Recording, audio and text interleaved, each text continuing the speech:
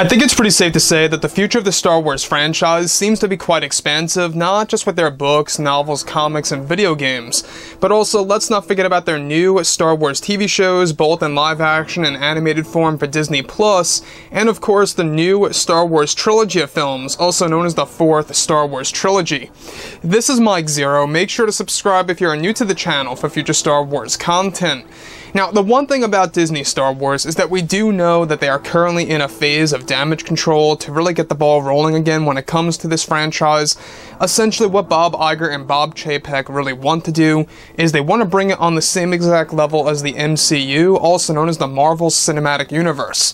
Of course, we got Kevin Feige on board of Star Wars now, handling the overall structure of this new expanded universe and exactly what that's going to be like in the next couple of years. And not just that, we have new creators getting promoted, getting hired over at Lucasfilm. You got Dave Filoni and Jon Favreau handling a large chunk of this new Star Wars universe, and honestly, I think it is quite refreshing. Now, with that being said, of course, we do know that Lucasfilm's Kathleen Kennedy lost her creative control earlier this year of 2020 after the failure of The Rise of Skywalker at the box office. If you guys like the movie, that's fine, but box office wise, it really did not meet expectations when it came to Disney and what they wanted. In fact, it didn't even make as much as The Last Jedi did worldwide speaking. So, to them, it was a failure, and they have to really up their game now with the new Star Wars movies coming in the near future. So Kathleen Kennedy really sabotaged Star Wars, I think, for the most part, especially with The Last Jedi and what she did with Solo: A Star Wars Story and how that led to them losing money. I mean, you can really see how Kathleen Kennedy is just a storm of destruction. Now, with that being said, of course, what's really intriguing is that with both Disney and Lucasfilm now finished with The Rise of Skywalker, they are now focused on their new Star Wars trilogy of films, as well as their new Star Wars universe. It's explained that behind the scenes, Bob Chapek has been making major changes to the Star Wars franchise by canceling many of Kathleen Kennedy's initial projects one by one.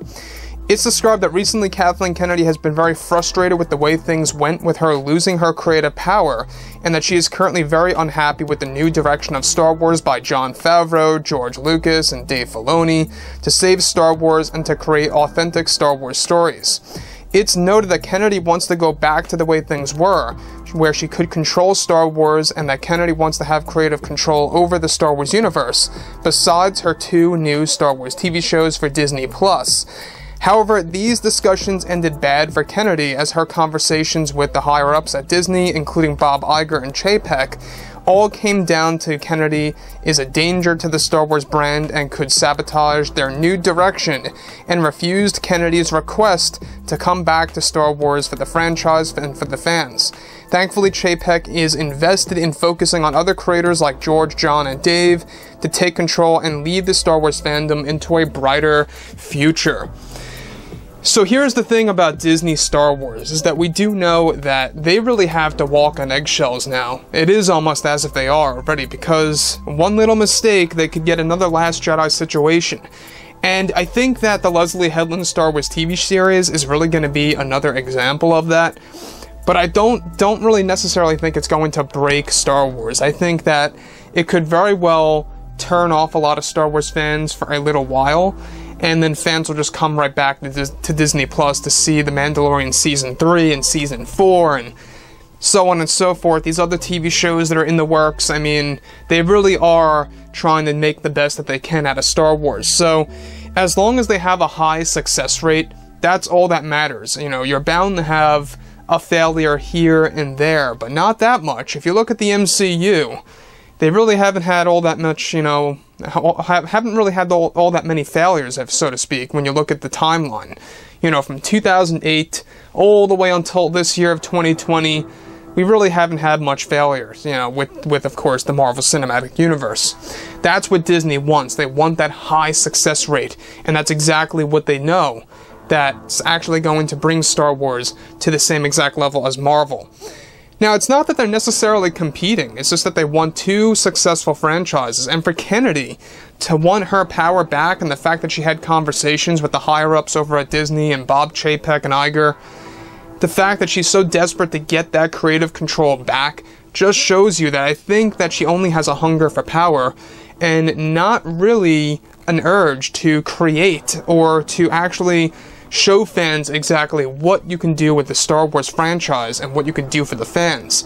It almost seems more like Kennedy is desperate to get power back rather than being very passionate for the fans. And honestly, she was never passionate. I mean, let's be honest here. I mean, she's not really a Star Wars fan. She never really knew what Star Wars was at the very end of the day when it came to the in-depth analysis of it all. She did promise that George Lucas, to George, I should say, that she would really take care of these characters, and she did the complete opposite. Turned out to be a complete 180. And at the time, it was very surprising. Back in 2013, a lot of people were like, all right, Kathleen Kennedy, all right, let's see what she can do. Let's see what she can put together with Star Wars. And, well, after The Force Awakens, we got a little hint of what was to come for the franchise. So, with that being said, guys, drop a comment below. Let me know what you think about all of this in the comments, and if you guys did enjoy the content for today, do make sure to drop a thumbs up on this video to support the channel. I thank you all so very much for the kind support, and I'll catch you guys next time.